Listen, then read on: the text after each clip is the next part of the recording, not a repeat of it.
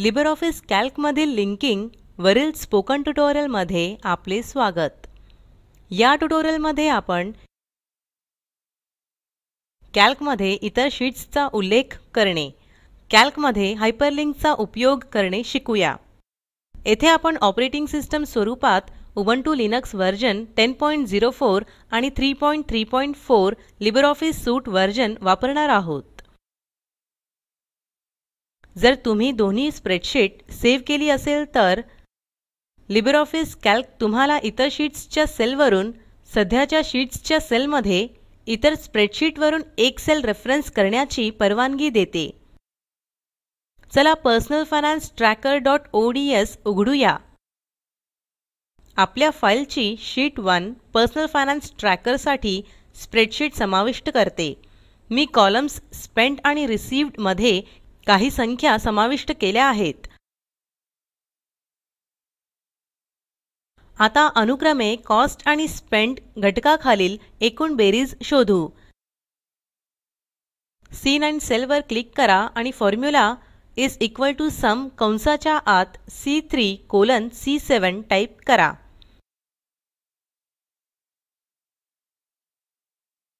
नंतर एंटर की दाबा।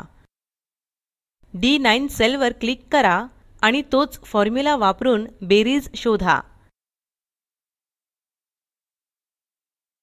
आता आपण सेल रेफरेन्सिंग वापरून कॉस्ट आणि स्पेंट खालील एकूण रक्कम वेगळ्या शीट्स वर प्रदर्शित करूया।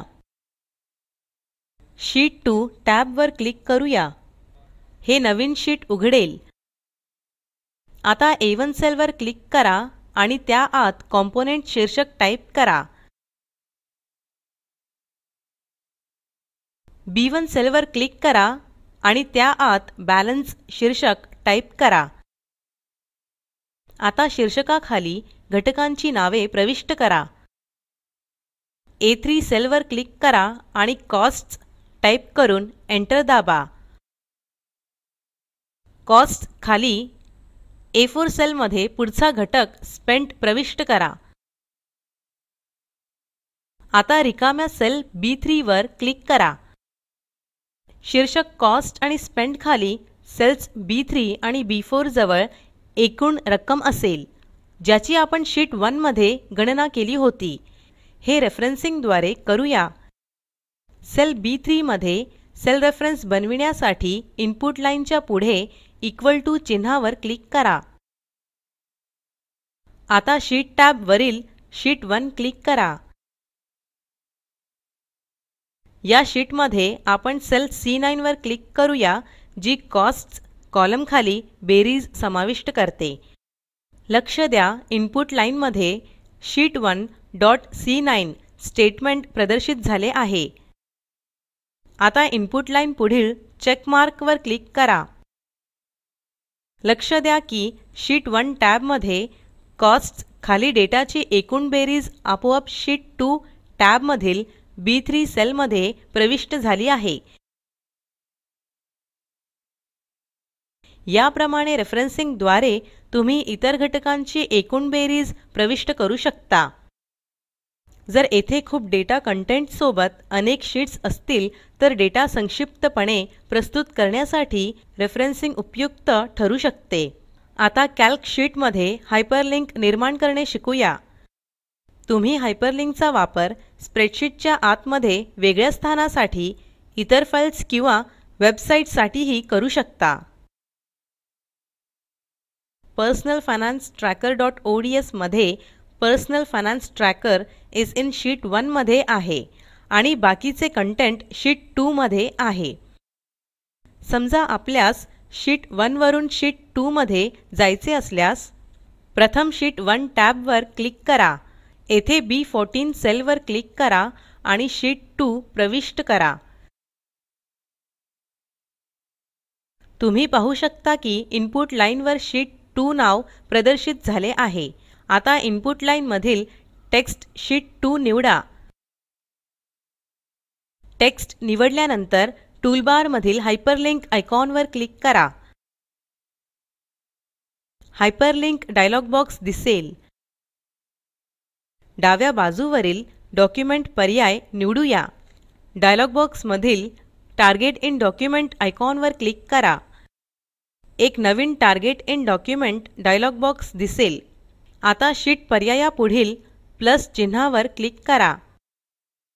प्रदर्शित झालेल्या डायलॉग बॉक्स मधील शीट 2 पर्यायावर क्लिक करा. अप्लाय बटनावर क्लिक करा आणि नंतर क्लोज बटनावर क्लिक करा. आता हायपरलिंक डायलॉग बॉक्स वरून अप्लाय बटनावर क्लिक करून नंतर क्लोज बटनावर क्लिक करा.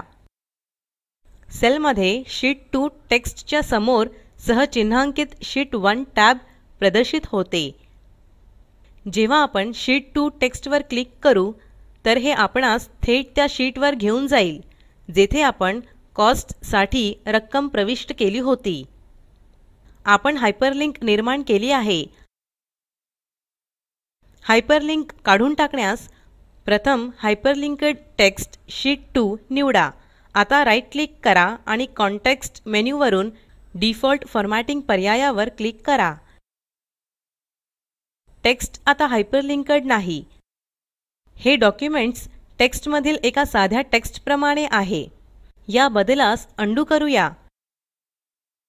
हा पाठ येथे संपत आहे. संक्षिप्त रूपात आपण कॅल्क मधील इतर शीट्स रेफरन्स करणे, कॅल्क मध्ये हायपरलिंक वापरणे शिकलो. प्रकल्पाची माहिती दिलेल्या लिंकवर उपलब्ध आहे ज्यामध्ये तुम्हाला प्रोजेक्टचा सारांश मिळेल. जर तुमच्याकडे चांगली बँडविड्थ नसेल तर व्हिडिओ डाउनलोड करूनही पाहू शकता. Spoken tutorial project team spoken ट्युटोरियलच्या सहाय्याने कार्यशाळा चालविते.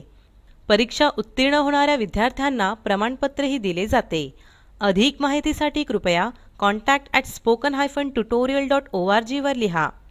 स्पोकन ट्युटोरियल प्रोजेक्ट हे टॉक टू टीचर या प्रोजेक्टचा भाग आहे. यासाठी अर्थसहाय्य the national mission on education through ICT MHRD government of India यांच्याकडून मिळालेले आहे. या संबंधी माहिती पुढील साईटवर उपलब्ध आहे. spoken-tutorial.org/nmeict-intro. या ट्युटोरियलचे भाषांतर कविता साळवे यांनी केले असून मी रंजना भांबळे आपला निरोप घेते. सहभागासाठी धन्यवाद.